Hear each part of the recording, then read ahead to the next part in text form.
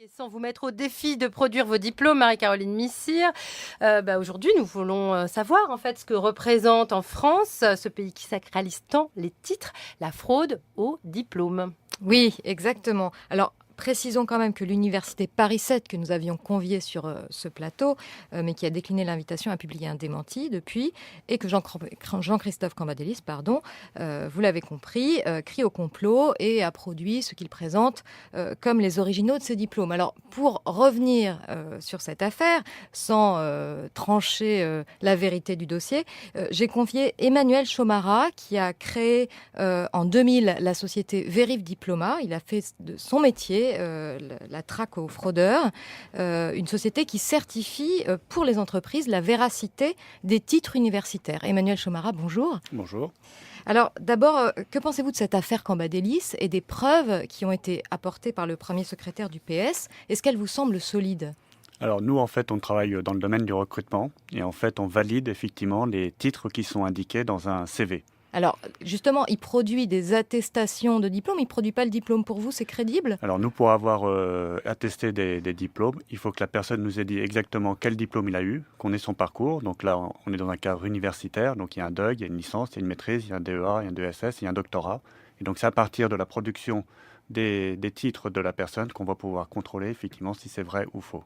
Et alors, vous en avez beaucoup des personnes qui produisent des dispenses de licence ou de maîtrise? Alors, ça arrive fréquemment? Ça, on ne connaît pas. Nous, on connaît surtout les faux documents. Donc là, par exemple, ce matin, on a eu un faux diplôme d'un master d'une grande université française. Ben voilà, ils nous avaient donné le certificat d'entreprise. Mais et ça ressemblait à un vrai diplôme? Ah oui, ça ressemble à un vrai diplôme. Techniquement, visuellement? Oui. Enfin, visuellement, oui, j'aurais pu vous le donner, mais c'est comme tout le monde. Hein. On a des titres avec la République française, avec les signatures de la présidence de l'université, des directeurs, de la personne. Sur le moment, comme ça, vous ne pouvez pas voir. Nous qui avons l'habitude, effectivement, des titres, comme effectivement la personne a changé quelques éléments, on va vite rapidement de s'apercevoir que celui-là, pour nous, il ne va pas être bon. Mais ça ne sera que l'université qui va effectivement attester que c'est vrai ou faux, quoi. D'accord. Et dans le cas de l'université Paris 7, elle n'a pas essayé de vous contacter sur cette affaire, par hasard? Nous, on les a contactés parce qu'en fait, on est en partenariat avec tout l'enseignement supérieur. En fait, nous venons, alors en plus, moi je viens de l'université, donc je défends énormément effectivement la pédagogie de l'université, quoi. Et donc la société, en fait, est là pour montrer que la pédagogie, ça sert à quelque chose, ça permet d'acquérir des compétences, et c'est ces compétences-là qu'on veut faire comprendre à l'entreprise, quoi.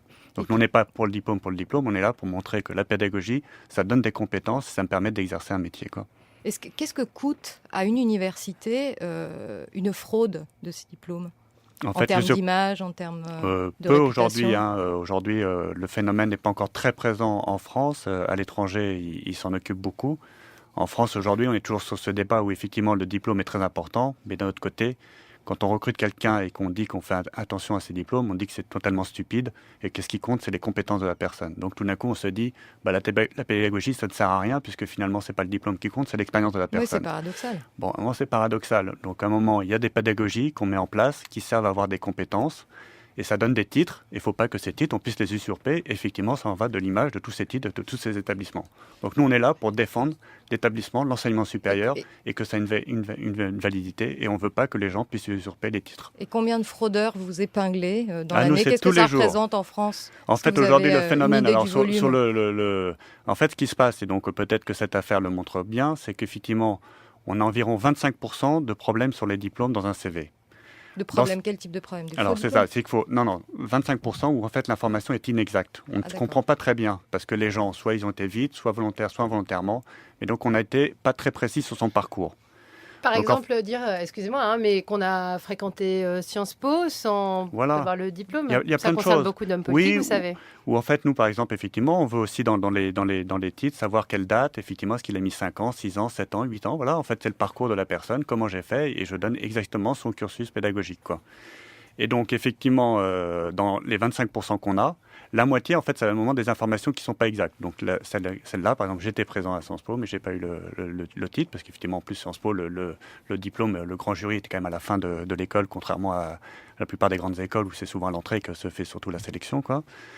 Donc, mais en fait, après, dans un quart des cas, vous avez quand même du faux document, donc c'est celui que je vous ai présenté, et dans un quart des cas où la personne a passé, mais n'a pas eu le titre, quoi. Et alors, Voilà. justement, vous soulignez l'aspect paradoxal du cas français, puisqu'on est très attaché au diplôme et au titre, on l'a dit au début de cette séquence. En Allemagne, par exemple, une ministre qui était dans un cas similaire à celui de Jean-Christophe Cambadélis a aussitôt démissionné.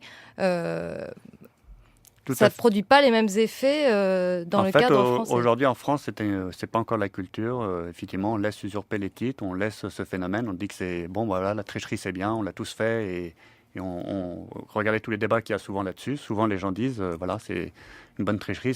Aujourd'hui, c'est difficile, c'est la crise, donc c'est pas normal. Mais alors, qu'est-ce qu'on dit aux 2 millions d'étudiants, quoi ? Exactement. Qu'est-ce qu'on dit aux 2 millions d'étudiants ? Ça ne sert à rien. Vaut mieux faire une bonne petite triche et ça passe, comme au jeu de cartes. Et comment les universités peuvent-elles s'en prémunir ? Peut-être qu'elles vous demandent des conseils là-dessus ? Eh ben aujourd'hui, effectivement, c'est difficile. Dans la mondialisation, alors c'est pour ça qu'à l'étranger, le phénomène de la vérification s'est beaucoup développé. Vous avez beaucoup de sociétés très, très développées là-dessus. En France, il n'y a quasiment pas de société. On est la seule société aujourd'hui présente sur ce phénomène, quoi. Mais demain, il va bien falloir qu'effectivement on prenne des mesures pour éviter d'usurper les titres. Quel type de mesures ? Et bien justement, passer par des sociétés comme nous. Oui. Moi, qu'il y a un système qui existe. Un système qui existe. Peut-être un marché florissant qu'on a fait connaître aujourd'hui. Combien ça coûte de faire vérifier les diplômes de quelqu'un qu'on voudrait embaucher, par exemple ? Nous, c'est 30 €. 30 € pour vérifier un diplôme, quoi. Voilà. C'est simple. Au moins, on a le prix. Voilà. Et est-ce que ça vous est déjà arrivé ? En France, à l'étranger, dans n'importe quel diplôme, quoi. Qu'une entreprise recrute quand même un candidat, même si vous aviez fait la preuve qu'il avait fraudé. Eh bien non, parce que là, justement, on dit que les diplômes, c'est pas important, c'est les compétences de la personne, son expérience. Par contre, confronté à la réalité, tout d'un coup, on me dit la personne que j'avais en face de moi, finalement, son titre, il est usurpé. Ben dans ces cas-là, vous avez du mal à mettre le dossier de le même côté. Hein. C'est un problème de fiabilité. Donc, à un moment, c'est pas un problème d'expérience, de fiabilité. Donc, est-ce que je fais confiance ou pas ? Sur ce cas-là, à chaque fois, le dossier est mis de côté. Eh bien, message reçu pour les étudiants et les apprentis fraudeurs. Merci beaucoup. Emmanuel Choumara, si je vous donne 30 €, vous pouvez retrouver mon DEA. Oui, et c'est uniquement pour des professionnels des ressources humaines, quoi. France Culture Plus. Toutes les semaines, Grand Amphi vous présente le meilleur et le plus singulier des programmes de France Culture Plus, le Web Campus de France Culture. Focus cet après-midi sur Le Monde est un campus, un programme consacré aux étudiants étrangers. Aujourd'hui, rencontre avec David Rodriguez, peintre pornographe. Oui, vous avez bien entendu pornographe. Il a fait ses études à l'ENSA de Nancy et à la Sorbonne. Ses maîtres sont Pierre Molinier et Pierre Louis.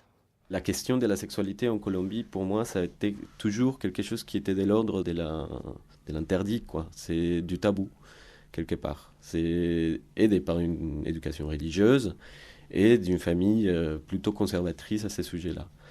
Donc, finalement, disons, étant né dans la génération qui a un peu grandi avec l'évolution d'Internet, et évidemment dans une école des garçons, à un moment donné, la question aussi des comment on aborde les femmes et les filles, la curiosité pour les filles, évidemment, ça se pose.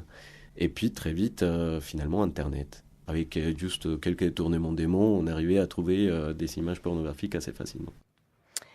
À écouter donc sur France Culture Plus. Merci à tous nos invités aujourd'hui. Merci à l'équipe de Rue des Écoles, Marie-Caroline Missire et Libye Cousteau.